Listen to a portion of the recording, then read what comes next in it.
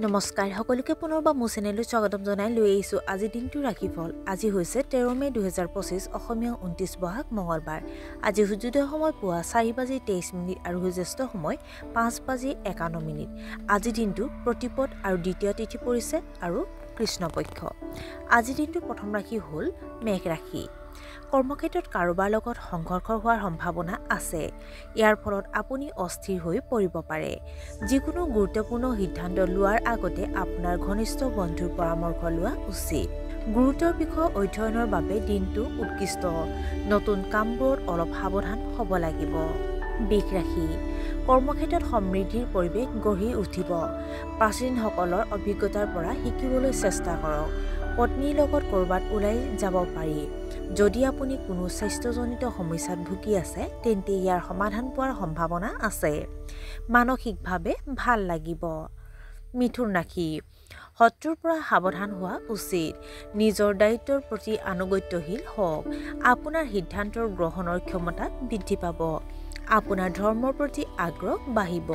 আপুনি ঋণ দিয়া টকাখিনি ঘূৰাই পাব পাৰে। সম্পৰ্কৰ প্ৰতি আপোনাৰ মনোভাৱৰ যথেষ্ট পৰিৱৰ্তন হ'ব। কৰ্কট ৰাশি।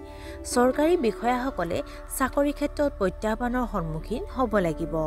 সন্তানৰ আচৰণৰ বাবে আপুনি লাজ অনুভৱ কৰিব পাৰে। চলি থকা কাম এটা নষ্ট হোৱাৰ সম্ভাৱনা আছে। বিবাহ বহিৰ্ভূত সম্পৰ্ক এৰাই চলিব লাগে। আপুনি কিছুমান ছালৰ সংক্ৰমণৰ দৰে সমস্যাৰ সন্মুখীন হ'ব লাগিব। সিংহ ৰাশি। দিনটোতে যেন আপোনাৰ আশা পূৰণ কৰা নাই। আপুনি টকাৰ অভাৱৰ সন্মুখীন হ'ব। কৰ্মক্ষেত্ৰত প্ৰতিযোগিতামূলক পৰিৱেশৰ সৃষ্টি হ'ব। পৰিয়ালৰ এজন সদস্যৰ বাবে টকা খৰচ কৰিব লাগিব। ইগৰ বাবে বন্ধু-বান্ধৱীৰ লগত মতানৈক্য হ'ব পাৰে। কন্যা ৰাশি। বিবাহিত দম্পতীৰ আজি হয়তো অতি ৰোমান্টিক মুডত থাকিব।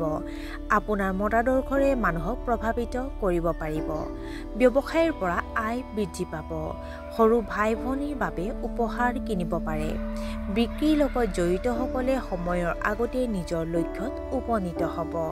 তুলা ৰাশি। আপোনাৰ গুণৰ বিষয়ে হয়তো সমাজত চৰ্চা হ'ব। শহুৰেকৰ লগত কিছু বিচ্ছিন্নতা থাকিব পাৰে। বন্ধু-বান্ধৱীৰ পৰা হয়তো আনন্দদায়ক খবৰ পাব। বিবাদত লিপ্ত হোৱাৰ পৰিৱৰ্তে যিমান পাৰি দূৰত্ব বজাই ৰাখক। ঘৰতে থাকিবলৈ মন নাযাব। মানুহে নিজৰ ভুলৰ দোষ আপোনাৰ ওপৰত জাপি দিবলৈ চেষ্টা কৰিব। বৃশ্চিক ৰাশি। আপোনাৰ বিষয়ে মানুহৰ মতামত জানিবলৈ আপুনি আগ্ৰহী হ'ব। এটা ইচ্ছা হয়তো আজি পূৰণ হ'ব। ব্যৱসায় সম্প্ৰসাৰণৰ বাবে নতুন পদ্ধতি ব্যৱহাৰ কৰিলে লাভজনক হ'ব। কিন্তু বেছিভাগ কাম নিজাববীয়াকৈ আৰু কোনো সহায় নোহোৱাকৈ কৰিব লাগিব। ব্যৱসায়ৰ বৃদ্ধিৰ লগে লগে আপুনি হয়তো পুৰণি ঋণৰ পৰা মুক্তি পাব। ধনু ৰাশি। বিদেশী কোম্পানী এটাৰ পৰা চাকৰিৰ সুযোগ পাব পাৰে। টোপনিৰ অভাৱত মূৰৰ বিষ আৰু ভাগৰুৱা হ'ব পাৰে। ব্যৱসায়ীসকলে নতুন চুক্তি স্বাক্ষৰ কৰাৰ আগতে সাৱধান হ'ব লাগে আৰু কিছু গৱেষণা কৰিব লাগে। আপোনাৰ সামৰ্থ্যসমূহ সঠিকভাৱে মূল্যায়ন কৰাৰ পিছতহে যিকোনো কাম হাতত লওক। মকৰ ৰাশি। সন্তানৰ সাফল্যত আপুনি উত্তেজিত হ'ব। আপোনাৰ বন্ধুসকলে আপোনাৰ সমস্যাবোৰ বুজিব আৰু সেইবোৰ সমাধানৰ চেষ্টা কৰিব।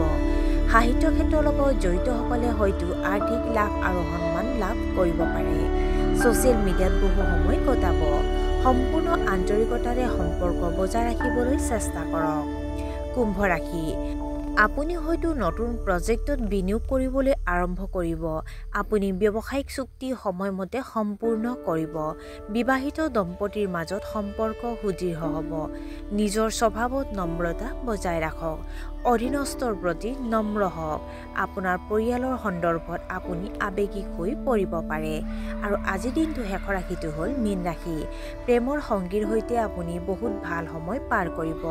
কিবা এটা ধাৰলৈ ল'ব বিচাৰিলে অলপ সাৱধান হ'ব লাগিব। ছাত্ৰ-ছাত্ৰীৰ বাবে দিনটো উৎকৃষ্ট হ'ব। ব্যৱসায়ত সদিচ্ছাৰ ক্ষতি হ'ব পাৰে। অপ্ৰয়োজনীয় ভ্ৰমণৰ পৰা আঁতৰি থাকক। পৰিয়ালৰ সদস্যৰ অনুভৱৰ যত্ন লওক। আৰু আজিৰ দিনটো ৰাশিফল ইমানতে অন্ত পৰিছে। আশা কৰোঁ আপোনালোক প্ৰত্যেকৰে আজিৰ দিনটো সুন্দৰ হওক। ধন্যবাদ।